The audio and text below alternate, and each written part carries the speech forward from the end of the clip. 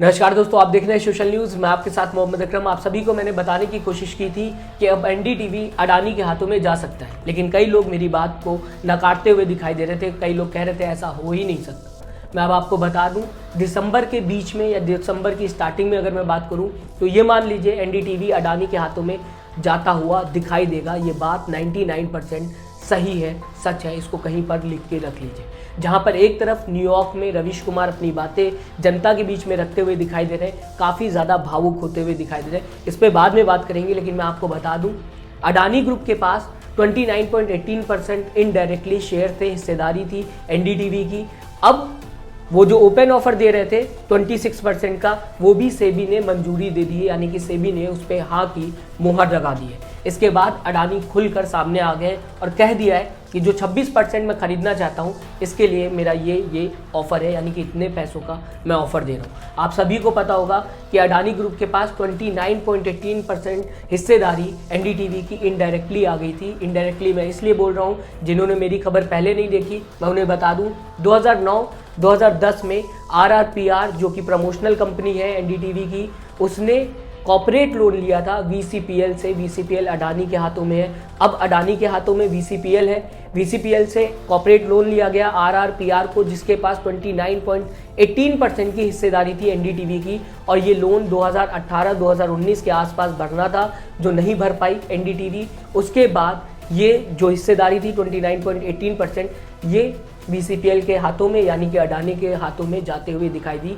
इसलिए ये जो हिस्सेदारी ली गई है अडानी के हाथों में जो आई है 29.18%, ये इनडायरेक्टली कही जाएगी। लेकिन इसके बाद डायरेक्ट ओपन ऑफर रखा गया। ओपन ऑफर क्यों रखा जाता है, किस लिए रखा जाता है, मैं आपको बता दूं।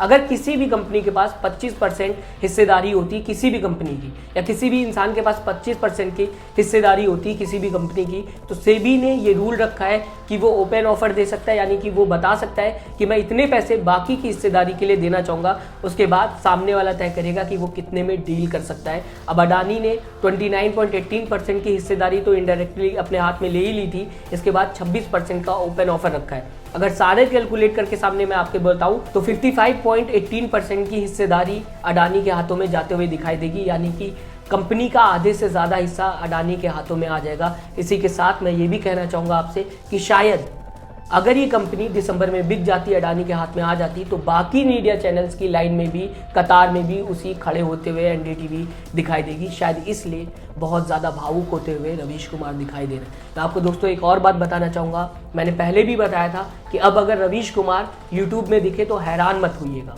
मेरी ये खबर दिखाने के कुछ दिन बाद ही रवीश कुमार ने ऐलान कर दिया था अपने ऑफिशियल हैंडल से, ऑफिशियल पेज से, फेसबुक के, कि मैं यूट्यूब चैनल पे आ गया हूँ, मैंने यूट्यूब चैनल अपना बना लिया। उसके बाद लगातार खबरें डालते हुए भी दिखाई देते। लेकिन जब ये मैंने खबर दिखाया था, उस समय कई लोग हैरान होते हुए नजर आ रहे थे, कह रहे थे ऐसा हो ही नहीं सकता। आखिरकार वो बात भी मेरी सच होते हुए दिखाई दे रही। मैं आपको दोस्तों बताना चाहूँगा कितने परसेंट हिस्सेदारी अडानी के हाथ में आई है। 29.18% की अगर मैं बात करूं, कितना लोन दिया गया था, 403 करोड़ के आसपास का लोन दिया गया था VCPL की तरफ से RRPR कंपनी को। प्रमोशनल कंपनी है। अगर मैं बात करूं एनडीटीवी की, उसके बाद ये लोन चुकाया नहीं जा सका, और अब 29.18% के साथ साथ ओपन ऑफर 26% का रख दिया गया है। मैं आपको दोस्तों ये भी बताना चाहूँगा, अडानी का रास्ता साफ होता हुआ दिखाई दे रहा है। अगर बात की जाएगी एनडीटीवी की हिस्सेदारी को लेके, अब एनडीटीवी पूरी तरीके से अडानी के हाथों में जाता हुआ दिखाई दे रहा है। मैं आपको दोस्तों बताना चाहूँगा, व्हाइल वी वॉच एक मूवी बनाई गई है रवीश कुमार को लेके। एक तरीके से मान लीजिए डॉक्यूमेंट्री मूवी है, जहाँ पर रवीश कुमार की कहानी बताया जा रहा है देश में किस तरीके से पत्रकारिता के ऊपर प्रहार किया जा रहा है। आज पत्रकार को आज़ादी नहीं है, वो अपनी बात जनता के सामने खुलकर रख पाए। मैं आपको कई ऐसे एग्जाम्पल दे सकता हूँ, लेकिन मैं आपके सामने पहले रवीश कुमार ने क्या कहा है अपने फेसबुक अकाउंट से, वो मैं रखना चाहूँगा। उसके बाद खबरों में आगे बढ़ूँगा। भारत से खबर है कि सेबी ने अडानी को एनडीटीवी के शेयर खरीदने की अनुमति दे दी है।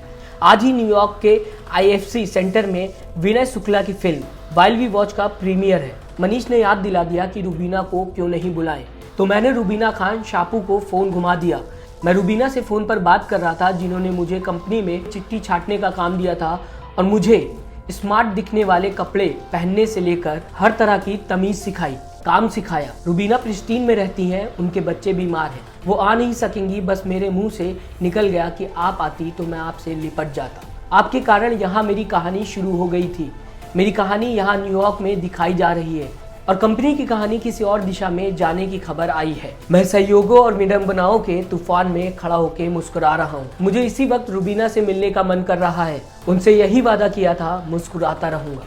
रवीश कुमार एक तरफ मुस्कुराने की बात कर रहे हैं तो दूसरी तरफ बताते हुए नजर आ रहे हैं कि वो तूफानों में घिरे हुए हैं, परेशानियों से घिरे हुए हैं, क्योंकि एनडीटीवी जो चैनल जिस पे वो काम करते हुए नजर आते थे वो बिकता हुआ दिखाई दे रहा है। वो बता रहे हैं इस दौरान कि रुबीना खान जिन्होंने उन्हें सब कुछ सिखाया था, अगर वो उनके सामने खड़ी हो तो वो लिपट जाएंगे। इतना ज़्यादा उनका मन इस समय भारी होता हुआ दिखाई दे रहा है। उसके बाद भी वो मुस्कुराते हुए दिखाई दे रहे हैं। बहुत बड़ी बात है खुद में। दोस्तों आप हमें कमेंट करके ज़रूर बताइएगा, क्या सच में रवीश कुमार जैसे पत्रकार को इस समय एनडीटीवी से बाहर निकाल देना सही होगा? क्या एनडीटीवी से बाहर निकल के अब, जैसा कि रवीश कुमार कई बार कह चुके हैं, खबर पढ़ने के लिए मैं कहीं से भी खबर पढ़ दूंगा अगर आप लोग सुनना चाहेंगे? क्या वो सच में जो यूट्यूब चैनल उन्होंने पहले बना दिया था रवीश कुमार ऑफिशियल, उसमें एक्टिव हो जाएंगे और लगातार जनता के बीच में खबर बताते हुए नजर आएंगे? और क्या सच में देश में जो चौथा पिलर है, पत्रकारिता अगर कहा जाएगा, जर्नलिज्म अगर कहा जाएगा, वो ख़त्म हो गया अब? क्योंकि रवीश कुमार जो कि आखिरी होप थे टीवी जर्नलिज्म की, एनडीटीवी जो आखिरी होप थी टीवी जर्नलिज्म की, वो भी अब अडानी के ग्रुप में शामिल होते हुए दिखाई दे। अपना कमेंट दोस्तों हमें ज़रूर दें। आप बताएं हमें आप किस तरीके से देखते हैं रवीश कुमार की इस चिट्ठी को जो उन्होंने फेसबुक पे जनता के सामने शेयर की है, जहाँ पे वो बताते हुए नज़र आ रहे हैं कि तूफानों में काफ़ी ज़्यादा घिरे हुए हैं और मुस्कुराते हुए भी रवीश कुमार नज़र आ रहे हैं, क्योंकि आगे जाने का कोई उनको रास्ता दिखाई नहीं दे रहा और पीछे अब वो जा नहीं सकते। रवीश कुमार ने कई बार कहा है कि मुझे खबर पढ़नी मैं कहीं से भी पढ़ दूंगा, फिर चाहे एनडीटीवी हो ना हो, कोई फ़र्क नहीं पड़ता। लेकिन क्या सच में जनता तक उनकी आवाज़ जा पाएगी?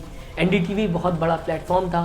गांव में जो लोग रहते हैं वो शायद टीवी के सहारे खबर देखते हुए दिखाई देते हैं, जहाँ पे सबसे ज़्यादा एनडीटीवी देखने को मिलता है। अगर शहर की बात करूँ तो लोग इस समय यूट्यूब चैनल पे ज़्यादा निर्भर है, यूट्यूब चैनल की पत्रकारिता पे ज़्यादा भरोसा करते हैं। ऐसे में रवीश कुमार गांव में कैसे पहुंचेंगे? जो लोग उन्हें सुनते थे वहां तक कैसे पहुंचेंगे? बहुत से ऐसे लोग हैं जिनको मोबाइल चलाना नहीं आता है। ऐसे में वो लोग रवीश कुमार को कैसे देखेंगे? ये कई सवाल अब रवीश कुमार के सामने खड़े होते हुए दिखाई दे। दोस्तों आप हमें कमेंट करके ज़रूर बताइएगा, हमें बताइएगा आप किस तरीके से देखते हैं ये जो अडानी ने 26% का ओपन ऑफर दिया है और सेबी ने मंजूरी दे दी है। अपना कमेंट जरूर दें, हमें बताएं आपकी राय क्या है। और साथ ही साथ दोस्तों अभी तक अगर आपने हमारे चैनल को सब्सक्राइब नहीं किया तो ज़रूर सब्सक्राइब करिएगा। लेटेस्ट न्यूज़ के लिए अपना ख्याल रखिएगा। नमस्कार। चैनल को लाइक, शेयर एंड सब्सक्राइब करें और बेल आइकन दबाना ना भूलें।